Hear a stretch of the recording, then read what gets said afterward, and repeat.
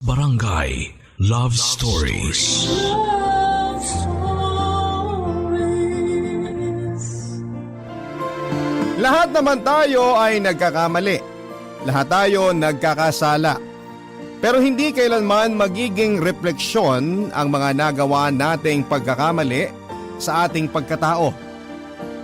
Ikaw kabarangay, may mga pagkakamali ka ba sa buhay na pilit mong inaayos hanggang ngayon?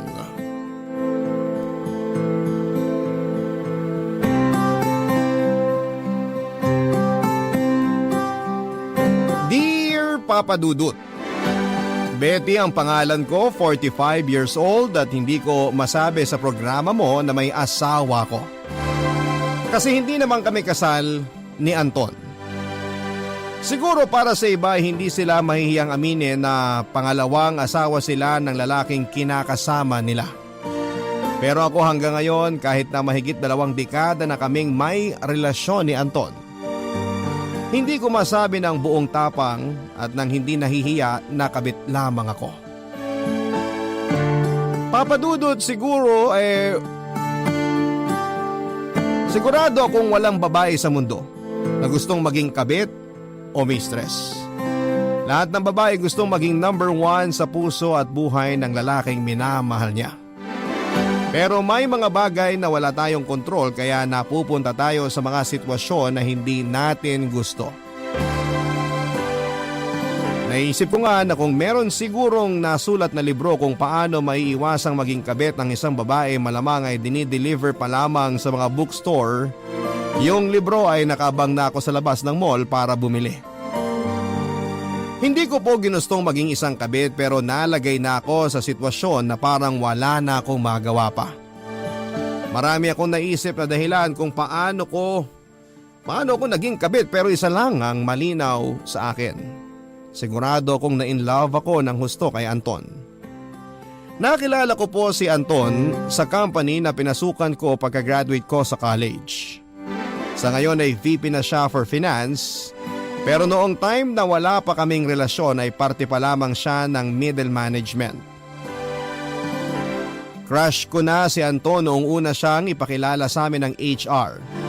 Actually, crush siya ng lahat ng babae sa department namin. Kasi bukod sa very gentleman ang datingan niya, hindi siya mayabang at pag nagsasalita ay merong sense. Alam kong matalino siya at may prinsipyo kaya naman kapag nauutusan akong pumunta sa office niya para magpapirma ng dokumento ay kinikilig ako. Yun yung mga panahon na wala akong masamang intensyon kundi ang makita lamang ang crush ko ng malapitan at may kwento sa mga kaibigan ko sa office kung ano ang suot niya mula ulo hanggang paa. Kung anong ginagawa niya at kung ano ang sinasabi niya sa akin. May time nga na nag-hi lamang sa akin si Anton noon ay bigla akong napatili.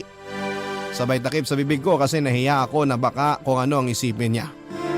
Pero ang sabi sa akin ni Anton ay hindi ko lang nakita pero natawa daw siya pagpasok niya sa office niya noong tumili ako. Sabi pa niya napapansin na raw niya na lagi akong nakangiti at kahit nasaan papuntahin at utusan ay wala akong reklamo. Alam ko namang may asawa na siya at mga anak kaya para sa akin ay harmless yung pagkakaroon ko ng crush sa kanya noon. Crush lang naman yun, Papa Dudut. Pero ang hindi ko alam ay unti-unti na palang lumalalim ang pagtingin ko sa kanya. Hindi ko alam kung dahil mabait siya sa akin o extra caring siya sa akin basta ang alam ko ay mahal ko na siya. Dumating yung pagkakataon na nagkaroon ng party sa company namin kaya halos lahat ay nakainom na. Siguro dahil sa alak kaya ako nagkaroon ng tapang na sabihin sa kanya na mahal ko siya at wala akong pakialam kahit na may asawa na siya basta masabi ko lamang kung ano ang nararamdaman ko para sa kanya. Inamin naman sa akin ni Anton na nahuhulog na rin ang loob niya sa akin. Kaya may nangyari sa amin. Na-inlove ako ng husto kaya kahit mali, kahit bawal ay nakipagrelasyon po ako kay Anton. Hindi nagtagal ay nagkaroon kami ng anak, si Lian.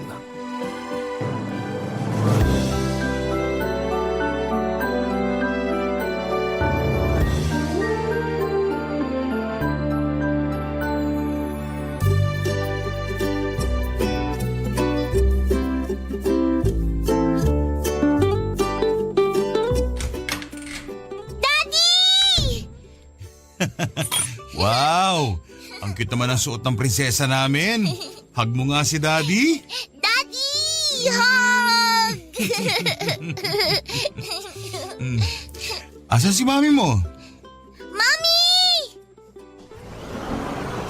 Lian, hindi ba sabi ko sa'yo huwag kang sisigaw? Mami, inag ko si Daddy kanina. Hug mo rin siya. Hug, hug! Oo nga naman. Nasaan ang hug ko? Kayo talagang mag-ama oh. O sige na, group hug tayo. Wow! Nakakawala ng pagod yun ah. Teka lang, ba't nandito ka? Sabi mo bukas ka pa dito matutulog. Nag-away kayo ni Gigi? Ikaw naman? Nagpupunta lang ba ako dito pag nag-aaway kami ni Gigi? Oo, madalas. I'm sorry. Okay lang. Hindi naman ako nagre-reklamo eh. Tsaka sanay na ako maging second class citizen. Betty, hindi ka second class citizen.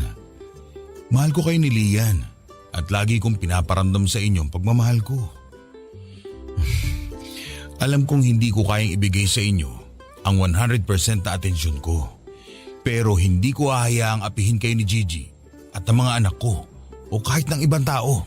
Alam ko naman yun eh. Kaya nga nagpapasalamat ako kasi pinanindigan mo yung pagiging tatay mo kay Lian. Nagpapasalamat din ako kasi natanggap ni Gigi si Lian at close din ang mga anak mo sa anak natin. Oo nga.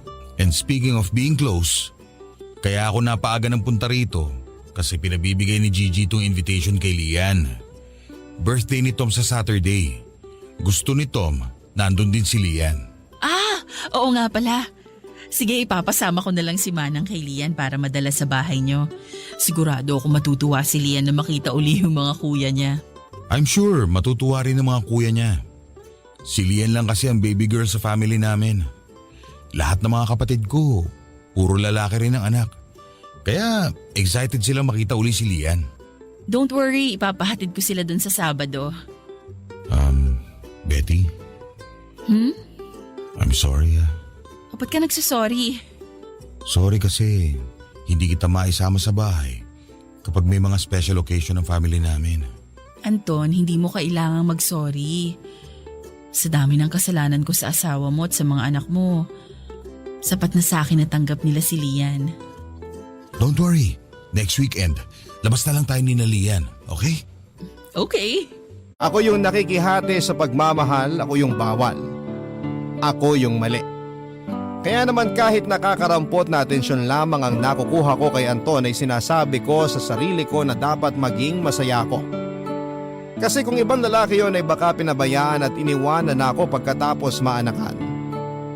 Tinuturing ko rin na maswerte ako kasi hindi ako inaway ni Gigi noong nalaman niyang may relasyon kami ng asawa niya. Siguro kasi ay confident siya na hindi siya iiwanan ni Anton dahil siya ang legal wife. Pero alam kong nasaktan siya ng husto nang malaman niyang nabuntis ako at nagkaanak ng babae. Kaya naman kahit na natutuwa sila kay Lian ay sinisikap ko palagi na maging parang invisible sa pamilya nila. Pag hindi nila ako nakikita at hindi nila ako naririnig ay hindi nila maiisip na nag-i-exist ako. Para kahit papaano sa ganong paraan ay mababawasan ko ang sakit na idinulot ko sa pamilya ni Anton. Hindi ako nagdedemand na kailangan ganitong specific na araw ay nasa bahay ko si Anton. Sapat na sa akin na pinupuntahan niya kaming mag-ina para makibanding sa amin kapag may oras siya. Pero pagkasama namin ni Lian ang daddy niya ay sinisiguro ko na masaya si Anton. Kinekwentuhan namin siya ni Lian ang mga nangyari sa amin noong mga araw na wala siya. At pag may espesyal na okasyon sa school ay ini-inform ko rin si Anton. Kahit na second class citizen lamang ako ay walang duda sa puso kong mahal ako ni Anton at mahal na mahal ni Anton si Lian. Papadudot matalino ang anak kong si Lian at very perceptive. Bata pa lamang ay hindi na kami, alam niyang hindi kami ang original na pamilya ng daddy niya. Pero wala akong nakikitang galit sa puso ng anak ko. Siguro kasi pinalaki ko siya ng buong pagmamahal. Palagi kong sinasabi sa kanya na mahal namin siya ng daddy niya. At dapat siyang magpasalamat dahil maraming taong nagmamahal sa kanya. Gaya ng mga kuya niya at ng tita Gigi niya. Kaya lang likas na siguro sa ibang tao ang maging mapanglait. Kahit mga batang walang kasalanan idadamay sa pangiinsultong ginagawa nila.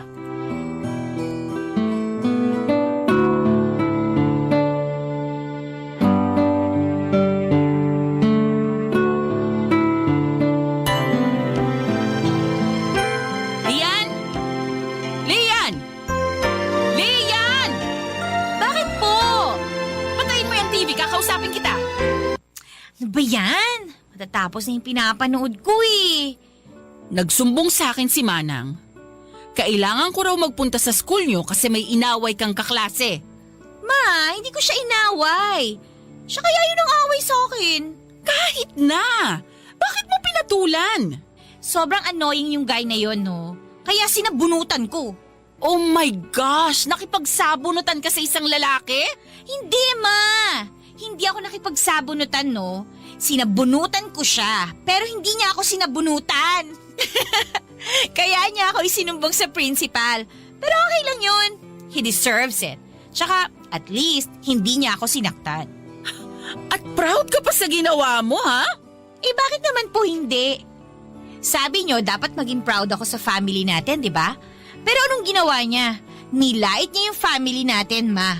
Nilait niya si daddy. Nilait niya kayo. Tinawag niya akong anak sa labas. O hindi ba? Deserving siya sa ginawa ko sa kanya? Lian, sinabi kong maging proud ka sa pamilya mo. Pero hindi ko sinabing maging arugante ka o mapagmataas. Hindi license yon para makipag-away ka sa tuwing may maririnig kang hindi magandang sinasabi tungkol sa amin ng daddy mo. Ma, siya lang naman yung ganun sa class namin eh. Sa totoo lang, lahat ng classmates ko, asar sa kanya. Kasi nga, puro panlalait yung naririnig namin sa kanya. Ay nako, ang hirap mong paliwanagan. Lagi kang may sagot sa sinasabi ko. Ayan ang daddy mo. Isusumbong ko sa kanya yung ginawa mong kalokohan sa school. Siya nang bahala sa'yo. Ayoko nang magalit. Hi, Dad! Hi, Princess! Dad, kailan ka uwi kina Tita Gigi? Ha? Kakarating ko lang, pinapaalis mo na ako? Sorry po, hindi ko kayo pinapaalis. Katext ko kasi si Kuya Tom. May book daw siya ng Noli Me Tangere kailangan ko po yun sa school. Sabi niya, ibibigay daw po niya sa inyo para maibigay niyo sa akin. Akala ko, ayaw mo na ako makita eh. Dad naman ang OA mo ha. Ang akala ko si Mama lang ang drama queen sa atin eh. Kayo rin pala, drama king. So, dito kayo mag-dinner? Dito kayo matutulog? Mhm. Yay! Kahit itodo mo pang panguuto mo sa daddy mo, isusumbong pa rin kita. Lian, anong ginawa mo ha? Dad, I'm sure pag nalaman mo, magiging proud ka sa ginawa ko. Sinabunutan yung lalaking kaklase kasi tinawag siyang anak sa labas. Eh bakit sa bunot lang ang ginawa mo? Dapat sinuntok mo pa para nadala. Nako, kinukonsinti mo pa eh. Sabi ko na magiging proud kayo sa akin eh. Kaya pag nagka-boyfriend ako, gusto ko yung katulad nyo, Dad. Responsible at saka open-minded. Op. Bawal pa mag-boyfriend ngayon ha? Papadudot na realize ko ng mga oras na yon na nagdadalaga na nga pala si Lian. Hindi magtatagal ay may mga manliligaw na rin sa anak ko. Mga manliligaw na katulad ng daddy niya, responsable, open-minded at may asawa na. Biglang nagkaroon ng takot sa puso ko noong marinig kong sinabi yon ni Lian. Ayokong matulad sa akin si Lian at ayokong isipin niya na ideal family ang pamilya namin. Papadudot, inaamin ko sa inyo na may takot sa puso ko. At ayokong maging kabit din ng ibang lalaki ang nag-iisang anak ko. Bagay na kinakatakutan ko, Papa Dudut. Ang mga kwento ng pag-ibig, kwento ng buhay at kwento ng pag-asa. Nasa Spotify na, Barangay Love Stories. Pakinggan kahit kailan, kahit saan. Barangay Love Stories sa Spotify. Kinig na, kabarangay! At dahil hindi kami ang legal na pamilya ni Anton ay hindi niya lehitimong anak si Lian. Kaya maingat kong ipinapaunawa palagi kay Lian ang sitwasyon namin ng daddy niya. Palagi kong sinasabi na hindi niya dapat ikahiya kung anuman ang kondisyon ng pamilya namin. Sa tingin ko ay tumanim naman yon ng husto sa puso ng anak ko, Papa Dudut. Proud ako kay Lian kasi wala siyang hinanakit sa daddy niya at sa pamilya nito. At proud din ako sa sarili ko kasi alam kong napalaki ko siya ng maayos. Sa tuwing ipinagtatanggol ni Lia ng pamilya namin sa ibang tao, sa tuwing kumakampi siya sa mga kaklase o kaibigan niyang binubuli, alam kong hindi ako nagkamali ng pagpapalaki sa kanya. Kaya lang habang lumalaki si Lia ay hindi pa rin maalis ang takot sa puso ko.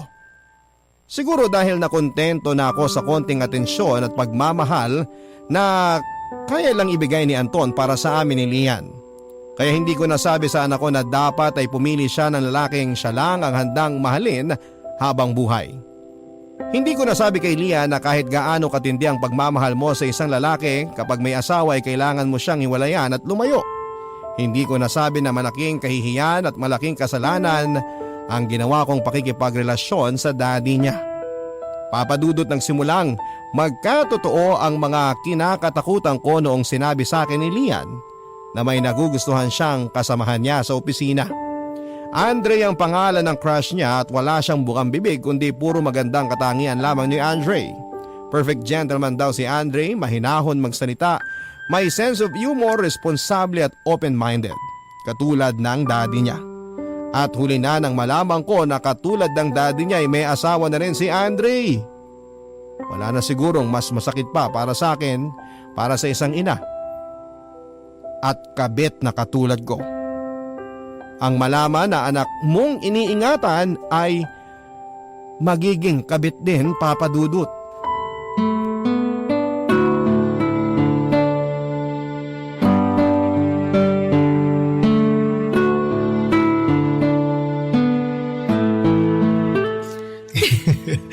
Sabi ko sa'yo, nakakatawa, di ba?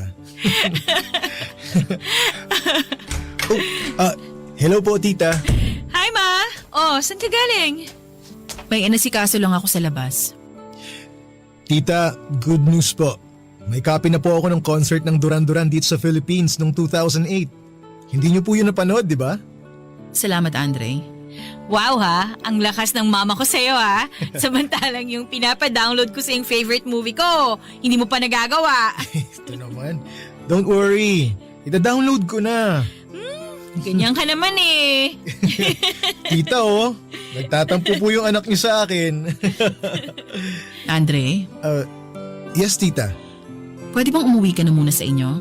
May kailangan lang akong sabihin sa anak ko. Po? Please. Okay na, sige na Andre. Bukas na lang tayo magkita sa office. Ingat ka ha. Alright. See you tomorrow. Bye. Bye. Bye po, tita. Una na po ako.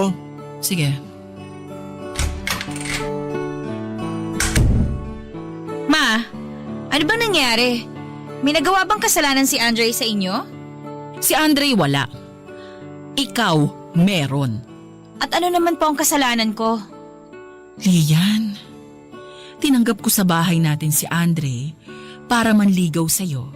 Kasi sinabi mo sa akin, mabuti siyang tao. Totoo naman po yun eh. Mabuti siyang tao. At may asawa na. Pero, ganun din naman si Daddy ah. Kaya, anong masama ron? Lian! Mahal ko si Andre at mahal niya ako, Ma. Actually, mas okay pa nga si Andre kesa kay Daddy eh. Kasi hiwalay siya sa asawa niya. Kaya pag sinagot ko siya at naging kami na, isang bahay lang ang uuwian niya. Anak, hindi kita pinalaki para maging kabit lang. Ayaw niyo ako maging kabit lang. bakit pumayag kayong maging kabit lang ni Daddy? Lian! Ma, sa panahon ngayon, wala nang stigma yung pagiging kabit. Ang importante, kung saan ka masaya, dun ka. Kung wala ka nasasaktan, okay lang yun. Sa tingin mo wala kang nasasaktan? Paano yung asawa ni Andre? Hiwalay na nga sila. Paano yung anak nila? Hindi ko na problema yun, no? Lian, makinig ka sa akin! Huwag mong itulad ang... Ma, ano ba? Unang-una, hindi ako magiging kabit lang na katulad nyo. Kasi hihiwalayan na ni Andre yung asawa niya. Pangalawa, sorry ma ha, pero wag nyo akong pagsasabihan na magiging kabit lang ako ng boyfriend ko. Wala kayong karapatan kasi kabit lang din kayo.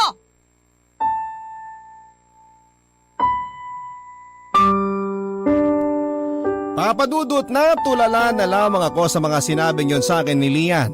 Wala akong maisagot, tama siya. Nawalan ako ng karapatan na pagsabihan siya na huwag siyang makontento sa pagiging isang kabit dahil ako mismo ay kabit lamang. Papadudot sa dami ng pagkakamaling nagawa ko sa buhay, iisa lang ang alam kong nagawa ko ng tama. Ang isilang si Lian sa mundo. Dahil sa anak ko kaya ako nagkaroon ng lakas ng loob para magpatuloy sa buhay. Dahil kay Lian, nakakaya kong tiisin ang mga pangiinsulto sa akin ng mga tao. At dahil kay Lian ay nagkaroon ako ng bagong pag-asa. Pero hindi ko alam na ang batang isinilang at pinalaki ko sa pagmamahal at pilit na iniiwas sa masaklap na kapalaran ay susunod pala sa mga iyak ako. Nasaktan ako ng husto, Papa Dudut. Parang paulit-ulit na sinasaksak ang puso ko. At wala akong magawa kundi ang umiyak dahil sa sobrang sakit. Bigla ko naalala ang mga magulang ko. Ganito rin kaya ang sakit na naramdaman nila nang ipinagtapat ko sa kanila na buntis ako. Pero ang nakabuntis sa akin ay may asawa na. Baka higit pa sa sakit na nararamdaman ko ngayon ang nararamdaman nila noon. Ako ba ang dahilan kung bakit sa tuwing bumibisita ako sa bahay nila mama at papa noon, kitang-kita ko ang lungkot sa mukha nila? Malamang ako ang dahilan, Papa Dudut.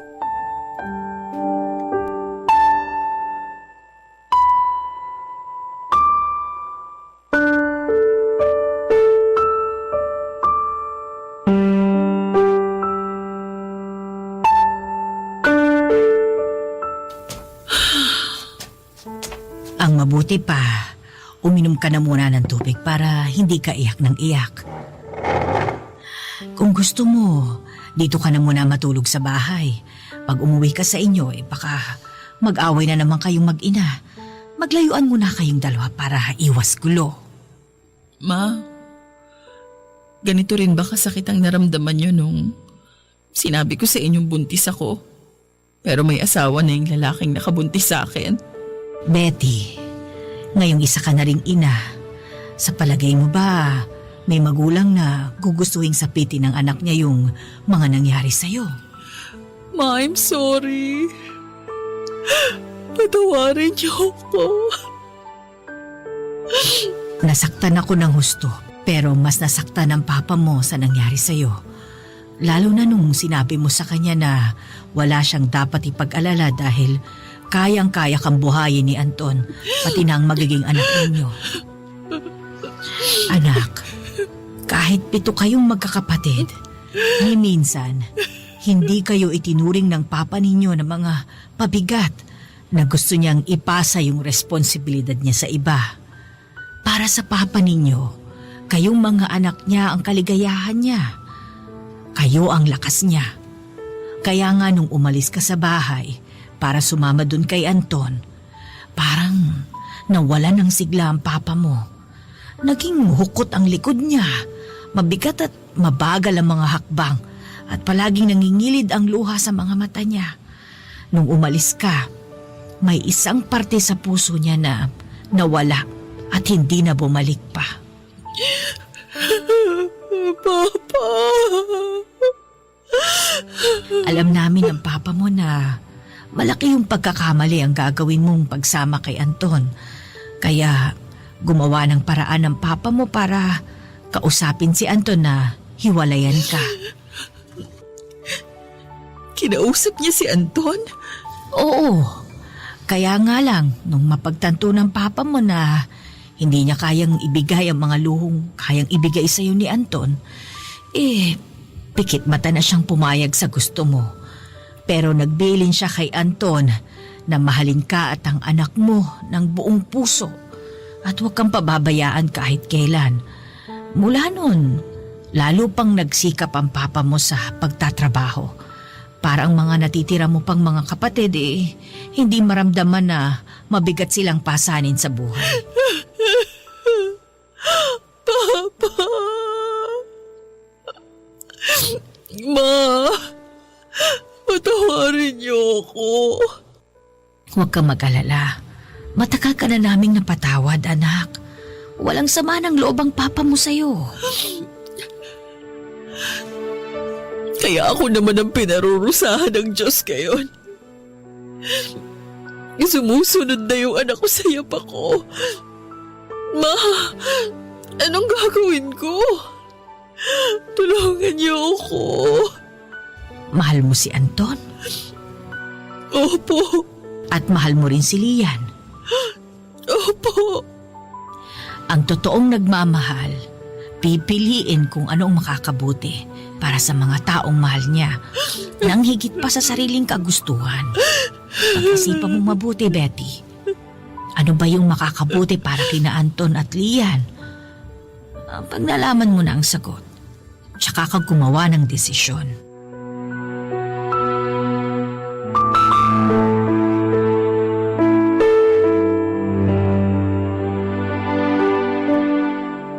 Papadudot, bukod sa mga magulang ko, sina Anton at Lian lang ang dalawang taong pinakamamahal ko sa buhay. Para sa kanilang dalawa, handa kong gawin ang lahat kahit na buhay ko pang maging kapalit. Tama si Mama dahil ako ang taong nagmahal kina Anton at Lian. Kailangan kong piliin at gawin kung ano ang makakabuti para sa kanila nang higit pa sa sarili kong kagustuhan. Pero ano yon? Anong makakabuti para kina Anton at Lian ang dapat kong piliin at gawin? Pinag-isipan ko mabuti kung ano ang bagay na yon at nang malaman ko ang sagot ay bigla na lamang akong natakot noon, Papadudot, at naiyak. Ang mga kwento ng pag-ibig, kwento ng buhay at kwento ng pag-asa. Nasa Spotify na, Barangay Love Stories. Pakinggan kahit kailan, kahit saan. Barangay Love Stories sa Spotify. Kinig na, kabarangay! Yon. Dahil sa pagmamahal ko sa kanya at sa takot na baka iwanan niya ako ay hindi ko sinalungat ang mga desisyon niya. Maswerte ako dahil mabuti siyang tao. Lahat ng desisyon niya laging nakakabuti para sa akin. Kaya bagating sa anak ko ay hinahayaan ko rin ang anak ko ang mag-decide sa sarili niya. Iniwasan kong makialam dahil ayokong sumbatan niya ako na balang araw na hindi isang normal na pamilya ang ibinigay ko sa kanya. Pero dahil sa sinabi ni Mama, nabuksan ang puso at isipan ko sa kung ano ba talaga ang makakabuti para sa aming tatlo. Para mapigilan ko si Lian sa direksyon na gusto niyang tahakin ay kailangan kong mabawi ang karapatan na nawala sa akin. Ang magbigay ng payo sa kanya kung ano ang nararapat at maibalik siya sa tamang daan. Magagawa ko lamang yon kung matitigil ako sa pagiging kabit. Ibig sabihin noon ay kailangan kong iwanan si Anton at kailangan kong talikuran ang mahigit 2 dekada naming pagsasama. Masakit para sa aking iwanan na ang taong minahal ko. Walang iba kung hindi si Anton, pero alam kong makakabuti para sa kanyang hindi na mahati ang atensyon niya sa asawa niya at sa mga anak niya. Alam kong mahirap po yun, Papadudot, pero kailangan. Nang magkaroon ako ng pagkakataon na makausap si Anton ay nagdasal ako na bigyan ako ng lakas ng loob ng Diyos na may tama ang mga pagkakamaling nagawa ko, Papadudot. Nasaan nga pala si Lian? Gabi na eh. Nasa office pa rin ba siya hanggang ngayon? Nagpaalam siya sa akin kaninang umaga. Mag-overtime daw sila ng mga kasamahan niya sa office. Kasi marami silang backlog. Kailangan daw yung maihabol kasi tax season na naman. Sa bagay. Sa office din, ganun na nangyayari sa mga tao ko eh. Tapos ka nang kumain? Oo. Salamat ha. Parang special yung dinner natin ngayon ah. Lahat ng paborito ko, niluto mo. Teka, anong meron? May kailangan ka bang hingin sa akin? O pabor na gusto mong ipagawa? Sabihin mo lang, hinding-hindi kita hihindihan. Anton? Maghiwalay na tayo.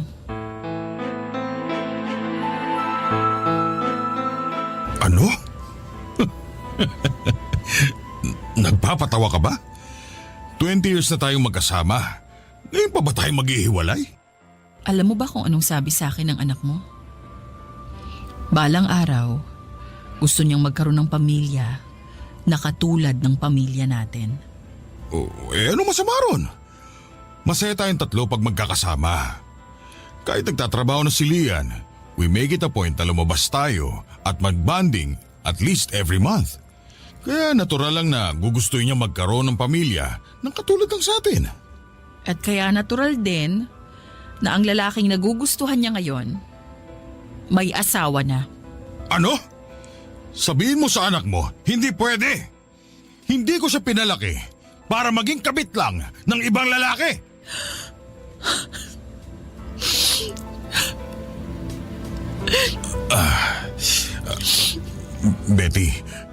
Betty, I'm sorry. Wala akong pinatatamaan sa sinabi ko. At kahit kailan, alam mong hindi kabit ang turing ko sa'yo, kundi asawa. Anton, masakit para sa akin na maghiwalay tayong dalawa. Pero yun ang nararapat gawin. Kailangan kong maitama ang mga dati kong pagkakamali. Para maitama ang pagkakamaling gustong gawin ni Lian. Hindi kita maintindihan. Anong kinalaman ng relasyon natin sa gagawin ng anak mo? Kailangan kong mapatunayan kay Lian na mali ang gagawin niyang pagpasok sa relasyon kay Andre. Mapapaniwala ko lang si Lian. Kung ang sarili niyang ina, magkakaroon ng kredibilidad na sabihin yon. Para magkaroon ako ng kredibilidad na sabihin hindi magiging maganda ang buhay niya kapag pumayag siyang maging kabit lang. Kailangan kong tumigil sa pagiging kabit. Ano? Hindi ako babayag. Sa isang iglap, itatapon mo na lang ang pinagsamahan natin.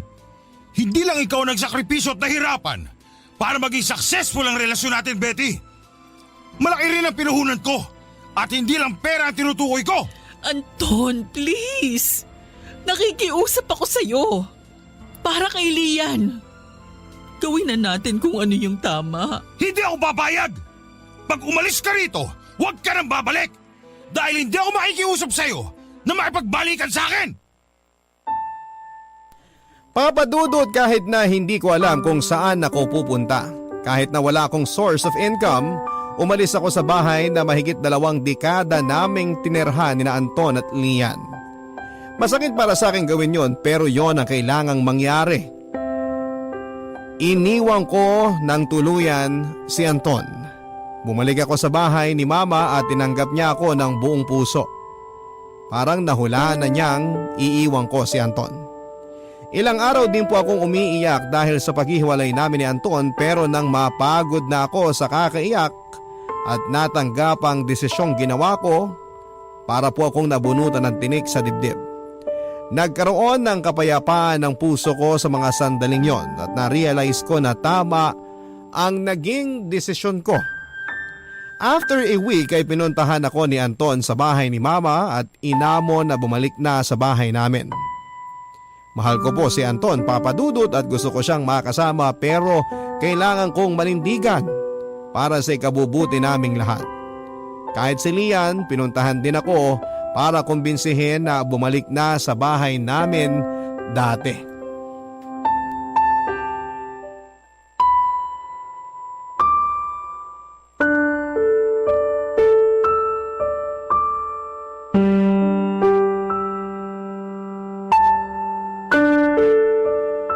Ma, please.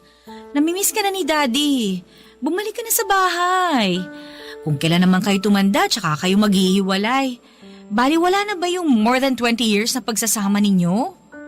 Dahil pinapahalagahan ko ang 20 years na pagsasama namin, kaya nagdesisyon akong makipaghiwalay sa daddy mo, Lian. Ano? Ang labo niyo naman, Ma. Alam mo kung ano ang kwento ng buhay ko, anak. Sinabi ko sa'yo wala kang dapat ikahiya. Pero hindi ko nasabi sa'yo, nakahiya-hiya ang ginawa ko para makabuo ng isang pamilya. Sinabi ko na sa'yo, kung saan ka masaya, yun ang gawin mo. Basta wala kang sinasaktan. Masaya ako dahil sa relasyon namin ng daddy mo. Pero napakaraming tao na kaming nasaktan at patuloy na sinasaktan. Hindi lang ang pamilya niya sa tita Gigi mo. Sinasaktan din namin ang sarili namin. Ma, kung ang wino-worry mo, yung relationship namin ni Andre, huwag kang mag-alala. Iiwan ko na siya. Huwag mo lang iwan si Daddy, please. Kung hindi si Andre, may ibang lalaking darating na magugustuhan mo na posibleng may asawa uli. At sa susunod, baka kahit anong gawin ko, hindi na kita makukumbinsing iwan siya. I give up! Ano ba talagang gusto niyo mangyari? Gusto kong makita mo na hindi glamoroso ang maging pangalawa lang palagi sa buhay ng taong minamahal mo. Gusto kong malaman mo ang kahihiyan na idudulot nun sa'yo at sa mga taong nagmamahal sa'yo. Gusto kong maintindihan mo na may kapangyarihan kang baguhin ang buhay mo at walang kinalaman ang nakaraan ko sa pagpili ng taong makakasama mo habang buhay. Anak, gusto kong ipamukha sa mga lalaking naghahangad na maging asawa ka na karapat-dapat kang hintayin. Anak, ayokong ituring nilang basura ang isang taong itinuturing kong kayamanan.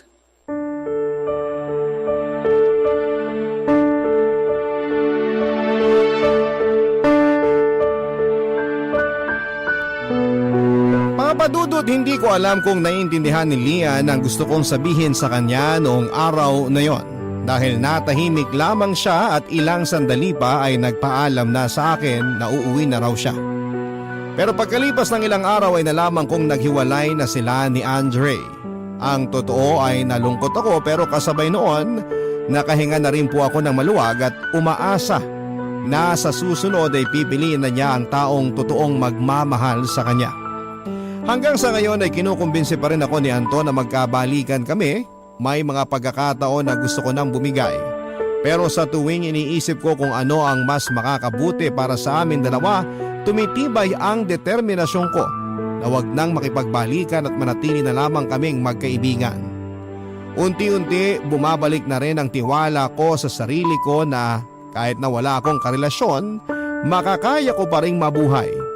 Nagsimula akong mag-online selling at sa ngayon ay medyo lumalakas na ang sales ko. At ngayon ay may sarili na akong kita. Bumalik ang respeto ko sa sarili.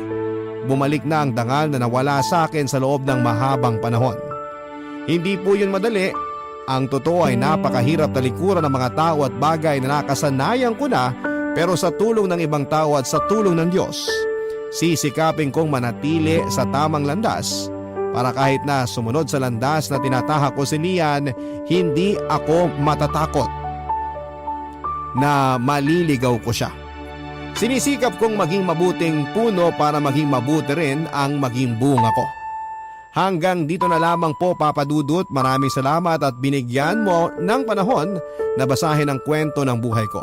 Sana po ay kapulutan ito ng aral ng mga nakikinig sa inyo. At para sa mga kababaihang may pinagdadaanan ng katulad ng sa akin ay huwag kayong matakot.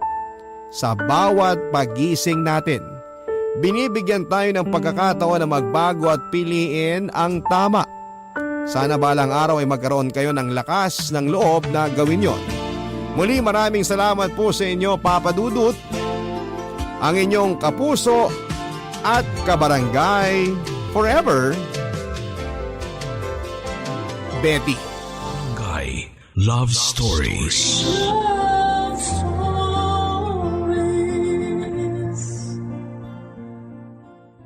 Barangay LS 97.1. 97.1. Number 1. Forever.